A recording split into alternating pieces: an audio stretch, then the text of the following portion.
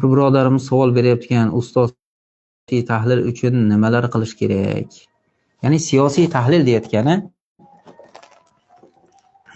bir tarafga bir asosdan turib baho berishlikka tahlil deyiladi.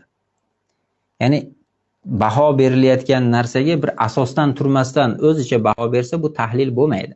Har bitta ko'rgan narsangizni sifatlab ketaversangiz u tahlil deyilmaydi. Masalan, bir voqeani ko'rdingiz. Shu ko'rgan voqeangizga o'zingiz e'tiqod qilayotgan aqidadan turib qarang. Kimlardir bergan ma'lumotdan kelib chiqib turib qaramang. Siyosiy tahlilning asosiy joyi mana shu. Ya'ni berilayotgan baho o'zi e'tiqod qilayotgan bir aqidadan kelib chiqsin.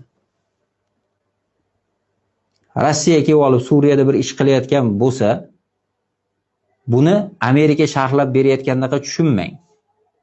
U o'zini dunyoqarashida, o'zini aqidasidan kelib chiqib turib sharhlaydi. Siz uni sharhlarini olib chiqib olib turib shunaqa bo'lyapti-kan deb aytib bersangiz, bu siyosiy tahlil bo'lmaydi. Musulmon odam o'zini islomidan kelib chiqib turib tahlil qiladi. Bu nimaga keldi? O'zi bu qanaqa davlat? Bu hokimiyatga islom nima deb baho beradi? Dorul islommi? Rossiya dorul islommi? Agar biz kecha eshitgan shartlar bor-ku, azon aytilsa, namoz o'qisang to'sqinlik qilmasa, jumalar bo'layotgan bo'lsa, xatnalar qilinayotgan bo'lsa, bu islomiy diyor deyotgan odamlar bor-ku. Agar ularni o'lchovi bilan qarasak, Rossiya islomiy diyor bo'lib qoladi. Rossiyada namoz o'qish O'zbekistondan ancha yengil. Chunki har qanday ishxonada namoz o'qisa bo'ladi, O'zbekistonda bo'lmaydi.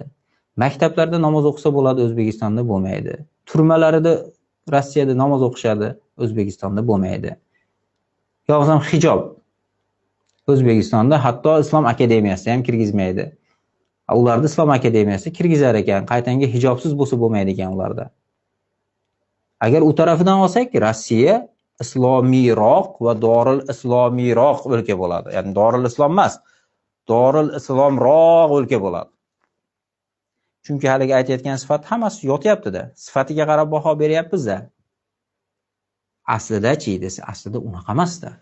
Rossiya dorul islommi desa, yo dorul kufr.